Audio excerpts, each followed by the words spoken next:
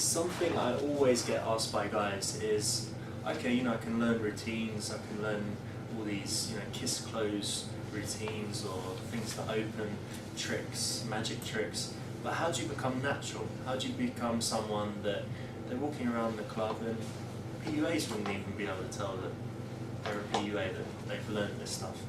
This is what I call skills of the natural, and that's what I'm going to teach you guys now. I want to ask you a question.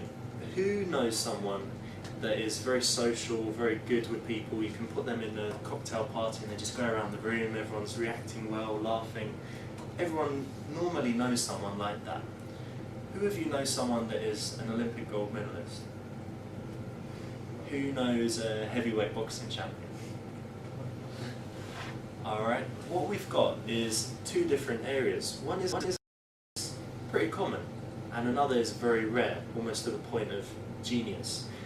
All of you can develop the skills of a natural, someone that can work a room, make people like them, laugh, be spontaneous, all these kinds of things. However, you probably couldn't be heavyweight boxers or Olympic gold medalists.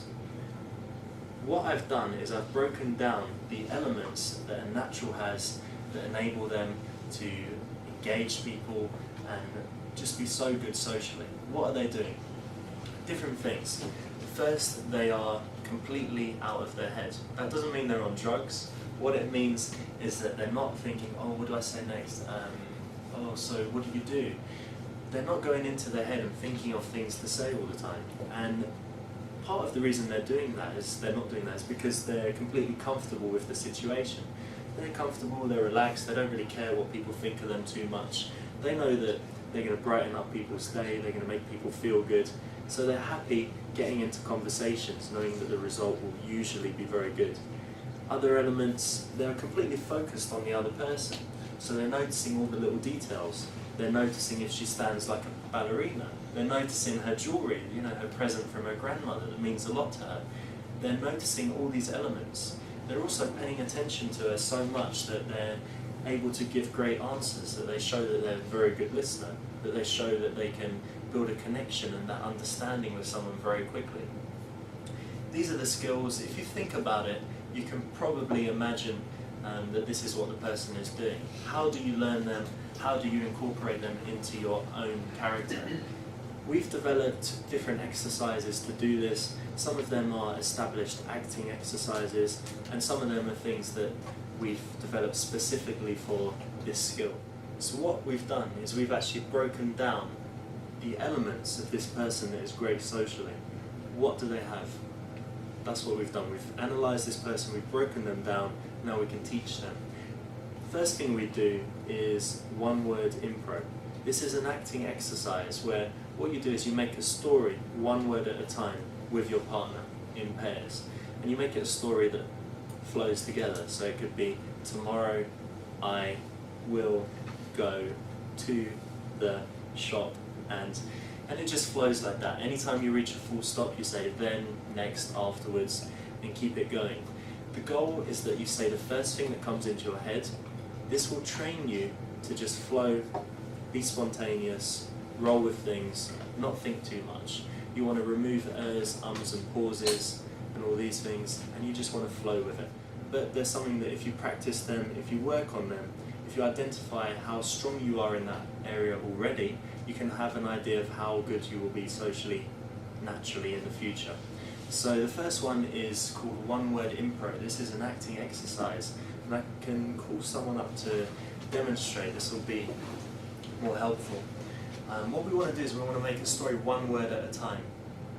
That's our partner. So to demonstrate, I might say, I wanted to know whether I could fly, and I bought a pair of wings so that I could try to fly.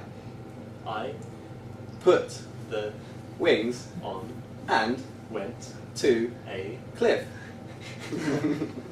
I Jumped from the cliff and fell really hard on to a big spike. and that's it. Cool. So Nice what story. we've done, we've actually taken, we didn't know where the story was going, and that's the great thing. Generally in a conversation, you're asking a question. What do you do? And you're thinking of the next question. You're going, oh, cool. Where are you from? And you're thinking of the next question while they're giving you the answer. So what this trains you to do is to be completely open to what they're giving you and then just rolling with it straight away. It enables you to be spontaneous. We did not know where that story would end up. We didn't know whether the person would fly or fall on the spike, but we had to roll with it. The second exercise in Skills of the Natural is called free association. You might have heard about this. It's an acting exercise also. What it is saying a word, and then the other person has to say the first word that comes into their head based on that word. And then they say a word back to you, and you have to forget completely what you said before and just go with what they give you. So I can demonstrate this with Natalia. And I'm going to think of a word to start, so I might say triangle. Square. House. Big. Giant whale. Massive. Football pitch. Man. Hairy. Chest. Gorilla. Monkey. Banana. Yellow. Son. Mother. Daughter. Sister. Family. House. Bedroom. Sex. City. Businessman. Suitcase. Health. Jeans. You. Water. Smoking. Cool. So that demonstrates that's what you do. We're saying the first word that comes into our head. We have no idea what the other person will say. And when they say something, the key is that we immediately go back. We say the first thing comes into our head based on the word they say. This trains you to be able to feed off the hooks.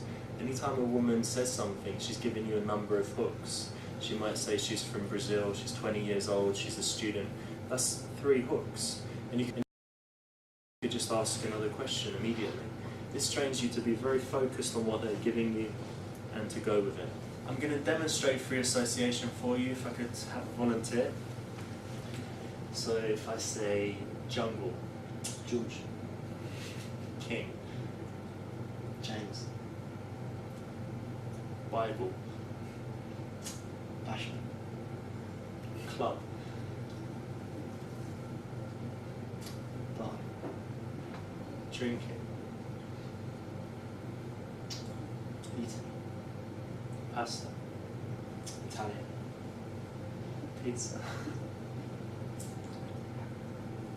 Basil. oregano, Herbs. garden, House. roof, Gardens. tree, House. children, Fun. water pistol,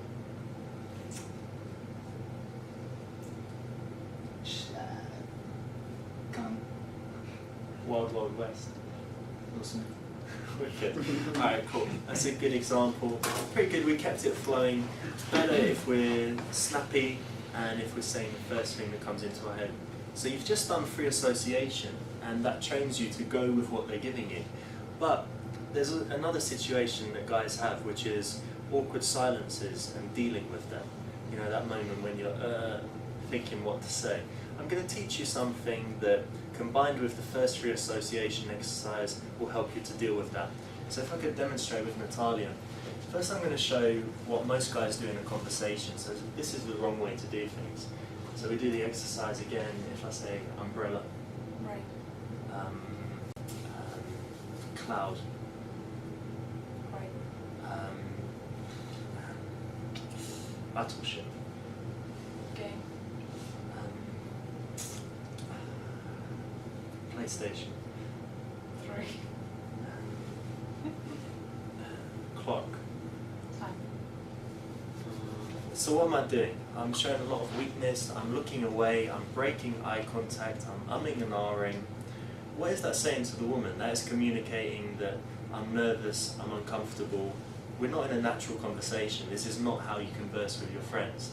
However, with a woman, you run out of things to say, you and look away. The other thing it does is, because I'm breaking eye contact, I'm losing the connection there for a minute. And I'm also saying, don't worry, you relax, I'm going to think of the next way to carry on the conversation. So you naturally come to breaks in the conversation. You can actually make the woman feel the break if you just hold the eye contact. If I demonstrate again, a better way to do it. So if I say television, Program.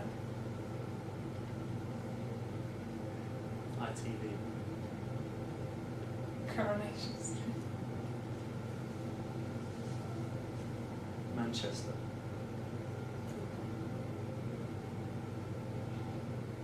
World Cup, Europe. languages, University. boring. Cool. Alright, so what I've done there is I've held the eye contact, and at no point did I look weak. I've paused, I've not ummed and ahed. Although I've had nothing to say, I didn't appear weak as I did in the first example. So hold eye contact, feel the pressure, be comfortable with it. In your own time, come up with something to say. The other thing is, you're much more likely to come up with something good to say if you're holding the eye contact, if you're focused on them. If you go back in your head, you're just going to say, so, do you have any hobbies? Something really lame.